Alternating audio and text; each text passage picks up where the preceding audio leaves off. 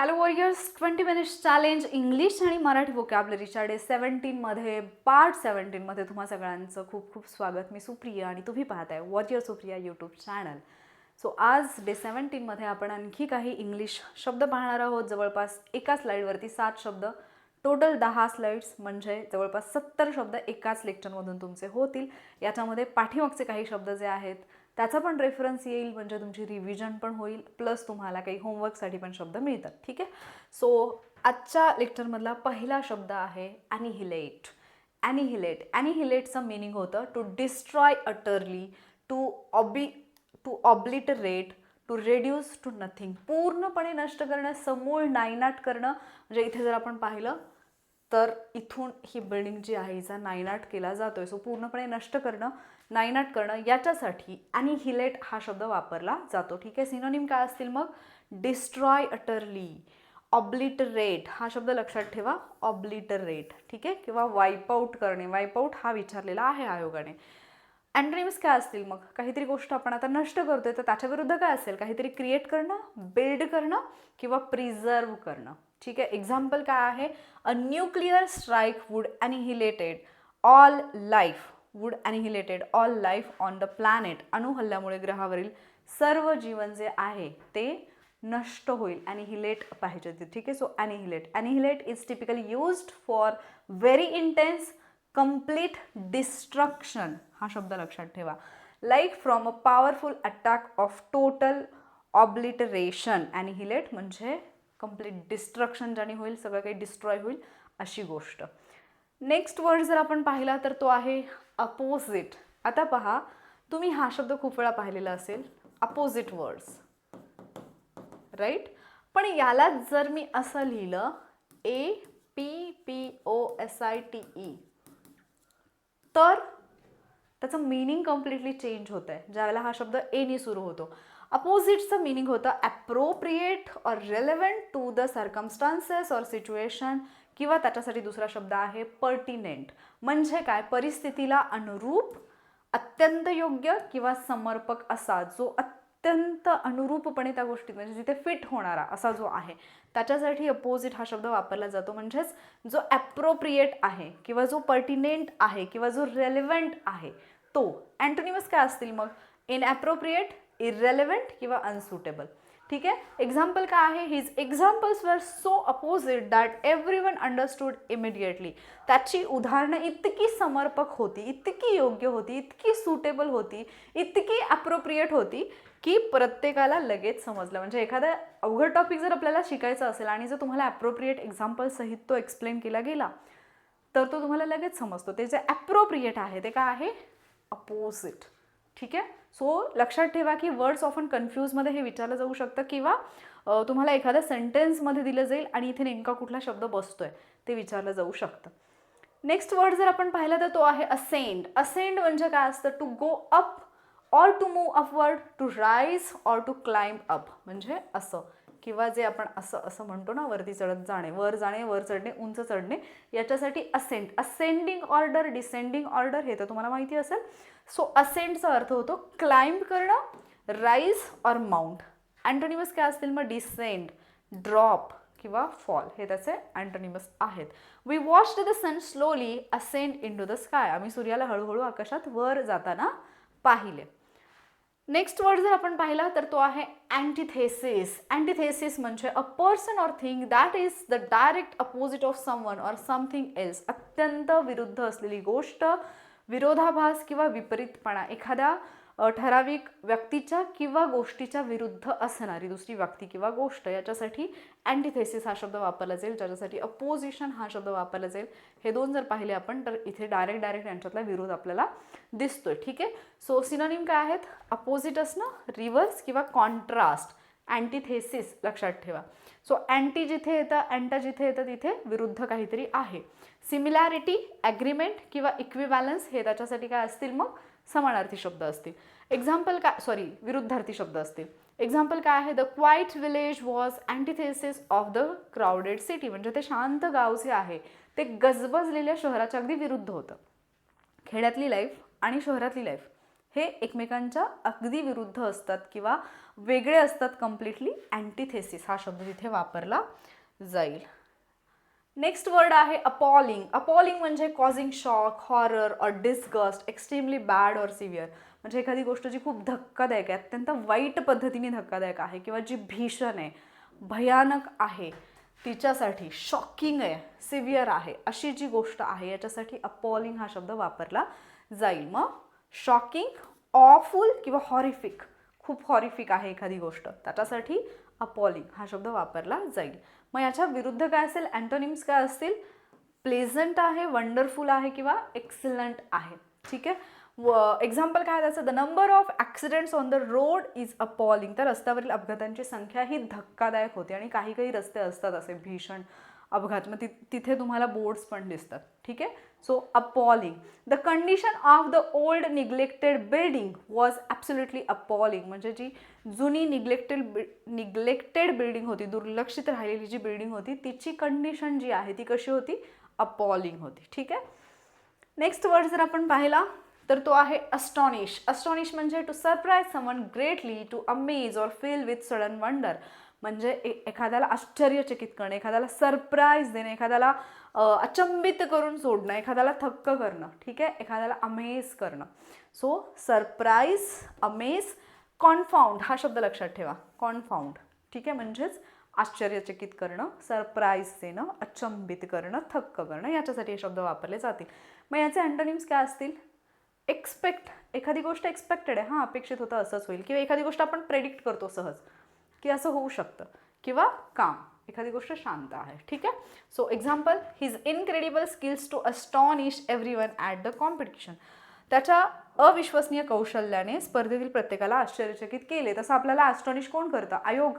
प्रत्येक question paper नंतर, प्रत्येक एक्झाम नंतर आयोग आपल्याला ॲस्टॉनिश करतो. म्हणजे आपल्याला एक धक्का देतो, आपल्याला एक सरप्राईज देतो की काहीतरी वेगळं आयोगाकडे असतात. म्हणजे आयोगाचे किती पेपर उकरून काढा, सगळं करा, काहीही करा, किती पुस्तक करा, किती बॅचेस करा, किती क्लासेस करा, रात्रंदिवस अभ्यास करा, 4 वर्ष अभ्यास करा, बट स्टील येणाऱ्या एक्झाममध्ये असं काहीतरी असतं ॲस्टॉनिशिंग, की जे पाहून आपल्याला धक्का बसतो. नेक्स्ट वर्ड आहे ऑस्पिशियस. ऑस्पिशियस खूप सुंदर शब्द आहे. तुम्ही बऱ्याचदा ऑस्पिशियस मोमेंट हा शब्द ऐकला असेल. तर ऑस्पिशियस काय असतं, favourable or likely to bring success, showing signs of future good fortune. म्हणजे शुभ, एखादी शुभ घडी, नशीबवान किंवा यशस्वी होण्याची शक्यता दर्शवणारे, हे डबल झालंय, भविष्यातल्या चांगल्या नशिबाचे चिन्ह दर्शवणारा असा जो मुमेंट असतो किंवा अशी जी गोष्ट असते त्याच्यासाठी ऑस्पिशियस हा खूप सुंदर शब्द वापरला जातो. ऑस्पिशियस म्हणजे फेवरेबल, लकी किंवा प्रॉमिसिंग. ठीक आहे. सो याचे अँटोनिम्स काय असतील, उलट याच्या अनफेवरेबल आहे, अनलकी आहे किंवा इनऑस्पिशियस आहे एखादी गोष्ट. एक्झाम्पल काय आहेत, he chosen and auspicious day. ही पाहिजे, हा झाले, he chosen and auspicious day to ask for promotion. त्याने बढती मागण्यासाठी एक शुभ दिवस निवडला. ऑस्पिशियस म्हणजे थोडक्यात शुभ, शुभ दिवस जो असतो तो. ठीक आहे. So auspicious is typically used in formal settings to describe a set of circumstances or timing that promises success, like starting a project or choosing a wedding date. म्हणजे आपण कुठलंही चांगलं काम जर करायचं असेल, आपल्याला प्रमोशन हवं आहे, त्याच्यासाठी बॉसला विचारायचा, किंवा आपल्याला एखादा जॉब हवा आहे, किंवा अगदी लग्नासारखे विधी आहेत, कुठलं एखादं काम करायचं असेल तर आपण शुभ दिनांक कुठला आहे तो शोधतो. सो तो जो शुभ डे असतो दॅट इज ऑस्पिशियस डे. ठीक आहे. सो ऑस्पिशियस हा शब्द लक्षात राहील तुमच्या. देन आहे ऑटोक्रॅट. आता हा जो ऑटोक्रेसी आहे, डेमोक्रेसी आहे, असे शब्द आयोगाने खूप वेळा विचारलेले आहेत. ब्युरोक्रेसी आहे. सो ऑटोक्रॅट कोण असतो, a ruler who has absolute power. असा शासक ज्याच्याकडे पूर्ण अधिकार आहेत, एकाच्या हातात सगळी सत्ता आहे. ऑटोक्रेसी, एकाधिकारशाही. सो त्याला आपण डिक्टेटर म्हणू शकतो, टेरंट म्हणू शकतो किंवा डेस्पॉट म्हणू शकतो. हा टेरंट शब्द जो आहे ना, TYRANT, हा लक्षात ठेवा. ठीक आहे. हा तुम्हाला ऑटोक्रॅटच्या समानार्थी म्हणून विचारला जाऊ शकतो. मग याच्या विरुद्धार्थी काय असतील, डेमोक्रॅट, लिबरेटर किंवा पीस मेकर, हे याचे विरुद्धार्थी शब्द असतील. एक्झाम्पल काय, ही रूल्ड द कंट्री, सगळीकडे हा झाले, he ruled the country as an autocrat with no opposition. त्याने कोणत्याही विरोधाशिवाय देशभर एक हुकुमशहा म्हणून राज्य केले. ठीक आहे. So autocracy, autocrat is commonly use to describe rulers with unlimited authority, often in context of oppressive governance or historical monarchies, म्हणजे आपण इतिहासामध्ये पण अशा खूप सगळ्या राज्यांची राज्य पाहतो जिथे एकाधिकारशाही होती. नेक्स्ट वर्ड आहे ओडॅशियस. फार आवडतं मला ओडॅशियस. आय एम ओडॅशियस म्हणजे brave, bold, willing to take risk, धाडसी, निर्भीड, धोका पत्करण्यास तयार असणारा.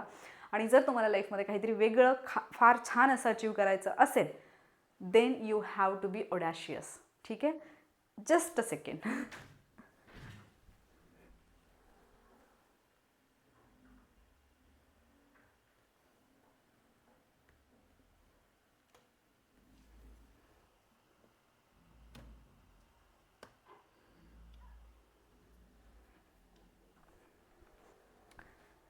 Okay, thanks for waiting. So audacious. ठीक आहे, काहीतरी नोटिफिकेशन दाखवते माझा लॅपटॉप मला. चलो, सो याचे सिनोनिम काय असतील? जो डेअरिंग आहे, बोल्ड आहे, रिस्की आहे, जो रिस्क घ्यायला तयार आहे असा. याचे अँटोनिम्स काय असतील मग? जो कॉवर्डली आहे म्हणजे जो घाबरट आहे. टिमिड खूप वेळा विचारलाय. बोल्ड आणि टिमिड हे शब्द आयोगाने विचारलेले आहेत, वाक्यामध्ये विचारलेत. आय थिंक एक प्रश्न जिथे असं विचारलेलं की त्याचे father in law or her father is bold but husband is timid, असं काहीतरी होतं ते. ठीक आहे, तर असं एक विधान विचारून झालेलं आहे आयोगाचं. त्यानंतर कॉशियस म्हणजे जो खूप केअरफुली कॉशियस नेचरचा असतो, जो खूप काळजीपूर्वक गोष्टी करतो तो. The explorer made and audacious plan to cross the desert. शोधकर्त्यांनी वाळवंट पार करण्यासाठी एक धाडसी योजना बनवली. सो ऑडॅशियस लक्षात राहील तुमच्या. नेक्स्ट वर्ड आहे ऑगमेंट. ऑगमेंटेड ऐकलं असेल. ऑगमेंट म्हणजे अधिक वाढवणे, मोठ्या प्रमाणात भर घालणे. To make greater by adding to it किंवा इन्क्रीज. मग याच्यासाठी एक वर्ड आपण याच्या आधीच्या लेक्चरमध्ये डे 16मध्ये पाहिला आहे. कुठला होता तो तुम्ही मला सांगा. इन्क्रीज करणं, एक्सपांड करणं किंवा ॲम्प्लिफाय करणं. ठीक आहे, सो वाढवण्यासाठी एक शब्द आपण कुठला तरी पाहिला आहे. अँटोनिमस काय असेल? डिक्रीज करणं, रिड्यूस करणं किंवा डिमिनिश करणं. डिमिनिशिंग. डिमिनिश हा शब्द लक्षात ठेवा, आयोगाच्या लिस्टमध्ये आहे, म्हणजे आयोगाच्या PYQच्या लिस्टमध्ये. एक्झाम्पल काय? The king decided to augment his army before the invasion. राजाने आक्रमणापूर्वी आपलं सैन्य वाढवण्याचा निर्णय घेतला. ऑगमेंट करायचा डिसिजन घेतला म्हणजे त्याला सैन्य वाढवण्याची आवश्यकता भासलेली आहे. He added advance features to augment the sceptre's power. ठीक आहे, so power added, command control, इथे इन्क्रीज्ड पॉवर इथे दिसत असेल तुम्हाला. ठीक आहे, सो अशा पद्धतीने आपण 10 शब्द पाहिलेले आहेत. आता येतात मराठीचे शब्द. मराठीचा पहिला शब्द आहे अग्नी. अग्नीसाठी पावक हा एक शब्द आहे, वन्ही किंवा वैश्वानर. ठीक आहे, सो हे शब्द लक्षात ठेवा. शक्यतो असे शब्द घेतले जे आपल्यासाठी कम्प्लिटली नवीन असतात किंवा जे आपल्याला एक्झाममध्ये विचारले जाऊ शकतात. जे नॉर्मली माहितीचे असतात ते आपण देऊ शकतो, पण जे वेगळे शब्द विचारले जातात ते माहिती नसतात. सो अग्नीलाच पावक, वन्ही किंवा वैश्वानर म्हटलं जातं. अघ. अघ म्हणजे असतं पाप, गुन्हा किंवा अधम. जे आपण आपल्यामध्ये असणारे दोष आहेत, जे पाप आपण करतोय, जे गुन्हे आपण करतोय, त्यासाठी अघ हा शब्द वापरला जातो. अघोर. अघोर माहिती असेल तुम्हाला, अचाट किंवा असुरी किंवा राक्षसी. अघोरी वृत्तीची माणसं, राक्षसी वृत्तीची माणसं असं आपण म्हणतो. अचरट. अचरट म्हणजे वाह्यात, अविचारी किंवा व्रात्य, जे अतिशय वात्रट असं काहीतरी आहे. अविचारी, अचरट, वात्रट. ठीक आहे. अचेत. अचेत म्हणजे ज्याच्यामध्ये चेतना नाही आहे, जे चेत नाही आहे. म्हणजे काय? निर्जीव, निष्प्राण किंवा निश्चेष्ट. हा शब्द निश्चेष्ट असा आहे. ठीक आहे, हे फॉन्ट चेंज झाला की हे असं काहीतरी होतंय. नेक्स्ट वर्ड जर आपण पाहिला तर तो आहे अजंगम. जे जंगम नाही आहे ते म्हणजेच काय? स्थावर, न हलणारे किंवा अचल. जंगम म्हणजे जी हलवता येऊ शकते अशी. अजंगम म्हणजे काय? जी स्थिर आहे. म्हणजे आपण काय म्हणतो त्याला? अजंगम मालमत्ता, स्थावर मालमत्ता. अचल, जी हलू शकत नाही. अजर म्हणजे काय असतं? अजर. जर म्हणजे म्हातारा, बरोबर आहे, म्हणजे म्हाताऱ्यासाठी पण जर हा शब्द वापरला जातो किंवा जे नाश पावतोय. मग अजर काय असेल? जे शाश्वत आहे, अविनाशी आहे किंवा चिरतरुण आहे, त्याच्यासाठी अजर हा शब्द वापरला जातो. अजस्त्र. अजस्त्र म्हणजे काय असतं? प्रचंड आहे, विस्तृत आहे किंवा अवाढव्य आहे. मग याच्यासाठी काल एक शब्द पाहिलाय आपण, तो कुठला? कमेंटमध्ये सांगा. अटंग. अटंग म्हणजे असतं अवाढव्य, अफाट किंवा विस्तीर्ण. ठीक आहे, म्हणजे अटंग. आणि अडक. अडक म्हणजे काय असतं? जे आपलं आडनाव आहे, कुलनाम आहे किंवा उपनाव आहे, त्याच्यासाठी अडक हा शब्द वापरला जातो. हा इंटरेस्टिंग शब्द आहे आणि हा तुमचे मार्क्स घालवू शकतो, लक्षात ठेवा. अडक. अडक म्हणजे काय? आडनाव. तुमचं अडक काय आहे सांगा मला कमेंटमध्ये. सो अशा पद्धतीने आपण डे 17 सक्सेसफुली कंप्लीट केलेलं आहे आत्तापर्यंत. डे 17 प्रत्येक दिवशी सुरुवातीचा एक पार्ट सोडला तर त्याच्यानंतर प्रत्येक दिवशी इंग्लिश शब्दासोबत त्याचे सिनोनिम अँटोनिम दिलेले आहेत. डे 1 सोडला तर म्हणजे डेली सुरुवातीचे काही पार्टमध्ये फक्त 2-2 सिनोनिम 2 अँटोनिम म्हणजे 50-50 वर्ड्स एका लेक्चरमध्ये. देन तिथून पुढे 70 वर्ड्स एका लेक्चरमध्ये. मग तुम्ही कॅल्क्युलेशन करा की थेंबे थेंबे तळे साचे जे मी अगदी सुरुवातीला म्हटलेले त्या थेंबाथेंबाने आपलं तळं किती भरलं आहे. कारण जर तुम्ही हे रेग्युलरली फॉलो करत असाल तर डेफिनेटली याच्यातून काहीतरी खूप चांगलं तुम्हाला आउटपुट मिळेल. ठीक आहे. सो पुढचे पार्ट जर पाहायचे असतील तर ऑब्वियसली हा जो वॉरियर सुप्रिया यूट्यूब चॅनल आहे त्याला सबस्क्राईब करायला विसरू नका. आजचं लेक्चर कसं वाटलं हे सांगायला विसरू नका आणि जेवढे प्रश्न मी तुम्हाला विचारलेले आहेत त्याची उत्तरं द्यायला विसरू नका. कारण जेव्हा तुम्ही उत्तरं द्याल तेव्हा मला कळेल की तुम्ही अभ्यास करताय की नाही, तुम्ही हा जो काही प्लॅन आहे तो फॉलो करताय की नाही. आणि महत्त्वाची गोष्ट जेव्हा तुम्ही कमेंट करता त्यावेळेला पुढचा पार्ट घेऊन येण्यासाठी मला असं वाटतं की हां पाहतायत कमेंट करतायत म्हणजे आपण पुढचा पार्ट घेऊन आलं पाहिजे. ती एक रिस्पॉन्सिबिलिटी वाटते मला. त्याच्यामुळे कमेंट करा. ठीक आहे. बाकी व्हिडिओ आवडला असेल तर लाईक आणि शेअर नक्की करा. चॅनलला सबस्क्राईब करा. उद्याच्या लेक्चरमध्ये भेटूया. तोपर्यंत छान अभ्यास करा, स्वतःची काळजी घ्या आणि छान राहा. थँक्यू.